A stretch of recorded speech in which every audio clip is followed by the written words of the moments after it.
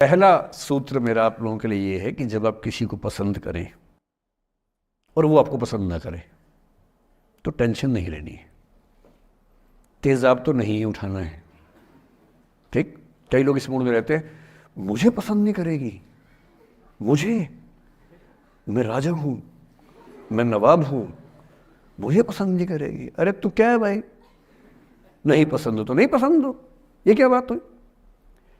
सबसे पहले अपने अंदर से लोकतांत्रिक बनिए, डेमोक्रेटिक बनिए। जैसे आपको हक है किसी व्यक्ति को पसंद करने का, उसको भी हक है किसी को पसंद या नापसंद करने का। यदि कोई ऐसा व्यक्ति जिसको आप पसंद नहीं करते वो आपको प्रपोज करे तो आप उसको मना ही तो करेंगे।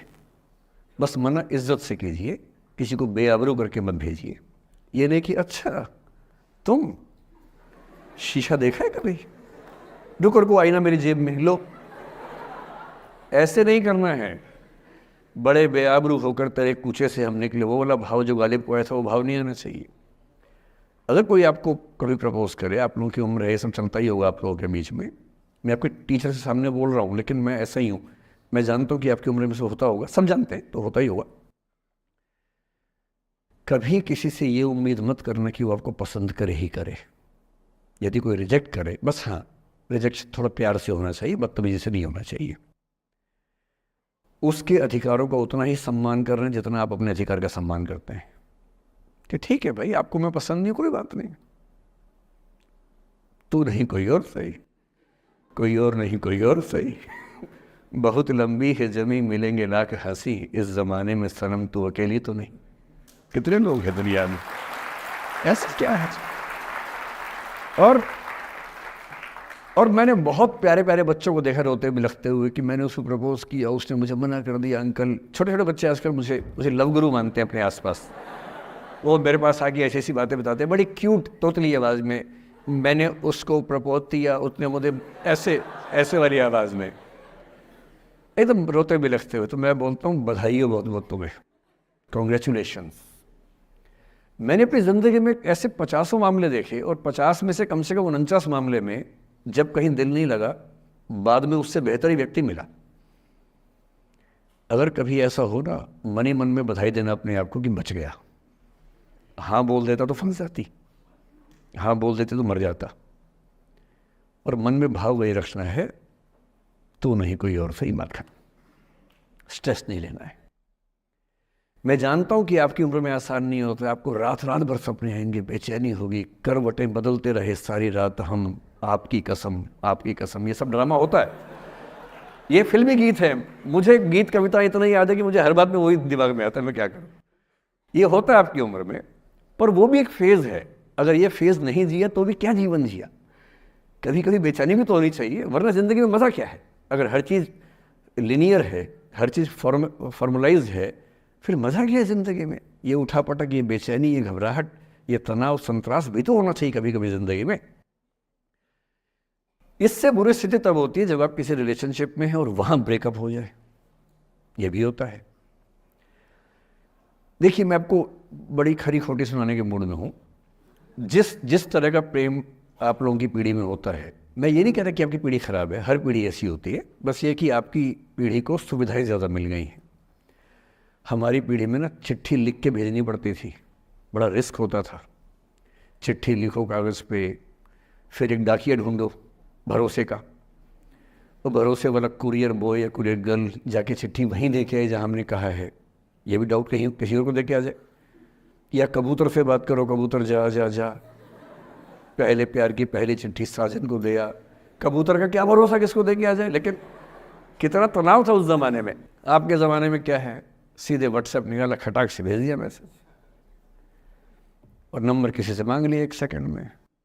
नंबर भी नहीं देना है तो किसी, कौन कौन सी ऐप होती है, मैंने सुना कुछ और ऐप्स होती है, मेरा नंबर वाली भी होती है, इंस्टा होता है, एक और भी तो कोई होती है वो जिसमें कार्टून जैसा मुंह बन जाता है, स्नैपचैट। हाँ, स्नैपचैट पे चले गए, मैंने सुना है कि उसमें नंबर भी नहीं देना पड़ता है, ऐसा कुछ चक्कर है, वहाँ ढूंढ लिया।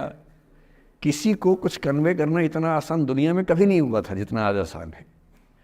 इन सब के ऊपर टिंडर है, बम्बल है, पता नहीं क्या क्या है, राइट लेफ्ट करते जाना है, उसी में कहानी शुरू।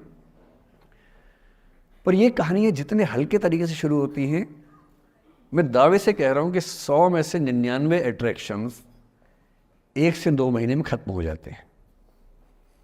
क्योंकि आप जिसके प्रति अट्रैक्टेड थे ना, वो तो उसका बाहर का परसोना था। जहाँ परिचय गहरा होता है, असलियत सामने आ जाती है, और जब असलियत सामने आती है, झेलना बड़ा मुश्किल होता है। आपके सपने टूट जाते हैं। आप जिस छवि पे दीवाने हुए थे, वो छवि तो सिर्फ छवि थी, वो तो इंसान नहीं था वैसा। 99% केसेस में मेरा ख्याल है कि अट्रैक्शन 1-2 महीने में समाप्त होता है। उसके बाद तो एक बोझ है जो आप ढो रहे हैं। कभी कभी होता है कि दोनों का खत्म हुआ तो बात आसान है, कभी कभी किसी एक का खत्म होता है, एक का नहीं होता है, वहाँ मामला मुश्किल हो जाता है। तो ऐसा हो सकता है आपके जीवन में कि दूसरा साथी आपका ये कहे कि भैया देखो, मैं तुम्हारे साथ कुछ महीने से हूँ, पर मुझे अब अच्छा नहीं लग रहा, मैं ब्रेकअप करना चाहता हूँ। मैं आपसे निवेदन करूंगा कि ये मान के मत चलना कि उसने आपको धोखा दिया है, क्योंकि बच्चे तुरंत उस मुद्रा में आते हैं, अच्छा अब मैं कुल्हाड़ी उठा लूंगी, अब मैं तेजाब उठा लूंगा, तूने मुझे धोखा दिया है, तूने मुझे चीट किया है, you are a cheat, you are a liar, you are a पता नहीं क्या क्या, पता। इंग्लिश में गालियां बड़ी सुंदर देते हैं बच्चे। मैं ये कहना चाह रहा हूं कि इस बात की संभावना मान के चलिए कि हो सकता है कि आपके साथ 2 महीने रहने के बाद सच में उसको ये लग जाए कि आपके साथ ट्यूनिंग ठीक नहीं है, या आपको लग जाए कि आपकी ट्यूनिंग उस व्यक्ति के साथ ठीक नहीं है। और किसी मुर्दा को अपने पास पकड़ के रखना उसका मज़ा नहीं है। आप किसी को बांध तो लेंगे, पर जब उसका दिल आपके पास है ही नहीं, दिल विहीन लाश अपने पास टिका के रखना, एक मुर्दे को बांध के रखना, इससे बेहतर है जाने दो। बांधना नहीं, बांधते वो हैं जिनमें असुरक्षा बहुत ज़्यादा होती है। उस असुरक्षा से बचने का उपाय खुद को बेहतर बनाना है। आप इतने बेहतर हों कि आपको चाहने के लिए हज़ारों लोग हों। क्यों आप इतना डिपेंडेंट होते हैं कि इस एक व्यक्ति के अलावा मेरा कोई है ही नहीं दुनिया में? ऐसा क्यों सोचना है?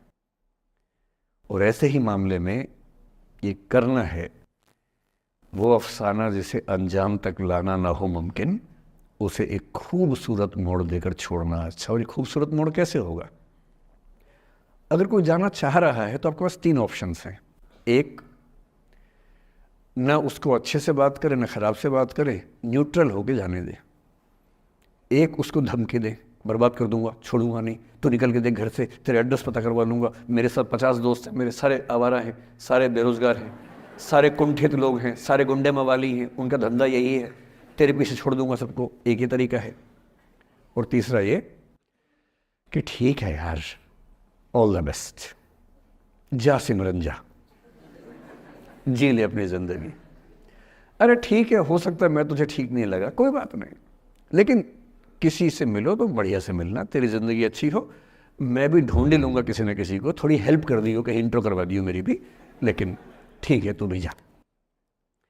ये होता है खूबसूरत मोड़ देकर छोड़ना अच्छा। चिपकू नहीं बनना है किसी के पीछे, ना बोरा जाना है कि तुम जाओ, मैं तो दीवाना, स्थायी दीवाना हूँ तुम्हारा। कोई जब तुम्हारा हृदय तोड़ दे, तड़पता हुआ जब तुम्हें छोड़ दे, तब तुम मेरे पास आना प्रिय, मेरा दर खुला है, खुला ही रहेगा तुम्हारे लिए। वाह! पहले के ज़माने में बेरोज़गारी का ये लक्षण था। हम जब छोटे थे ये गाने सुनते थे, हम ये सुन के बड़े हुए कि ऐसा ही करना पड़ता है शायद प्रेम में। तो हमारे स्कूल में लोगों ने इसका पैरोडी बनाई। जब कोई तुम्हारा सर फोड़ दे, तड़पता हुआ जब तुम्हें छोड़ दे, तब तुम मेरे पास आना प्रिय, ये क्लिनिक खुला है, खुला ही रहेगा तुम्हारे लिए, तो बस आ जाना। जब कोई तुमको सड़क पे छोड़ दे, गाड़ी अपनी वहाँ से मोड़ ले, तब तुम मेरे पास आना प्रिय, ये ठेला खड़ा है, खड़ा ही रहेगा तुम्हारे लिए। क्यों भाई, क्यों खड़े रहोगे? बेरोजगार हो क्या? अरे ठीक, जा सिमरन जा, जी ले, और मैं भी जा रहा हूँ जीने के लिए। ये दीवाना नहीं बनना है कि तुम मतलब मुझे ना चाहो तो कोई बात नहीं, किसी और को चाहोगी तो मुश्किल होगी। अजीब हाल है यार। तुम ठेकेदार हो कि तेरा ठेका मेरे पास है, नहीं तो किसी के पास नहीं है। अजीब है ना। अरे ठीक है भाई, उसकी ज़िंदगी है, जीने दो उसको। क्यों किसी की ज़िंदगी में इतना हावी होने का प्रयास करना है? जब आप नहीं चाहते कि आपकी ज़िंदगी में कोई हावी हो, आप क्यों किसी की ज़िंदगी में इतने हावी होंगे? और जब बहुत दर्द हो ना, हमेशा दूसरे के पर्सपेक्टिव से भी सोच के देखिए कि उसको ऐसा क्यों करना पड़ा। क्या पता कोई मजबूरी हो, कभी कभी होती है।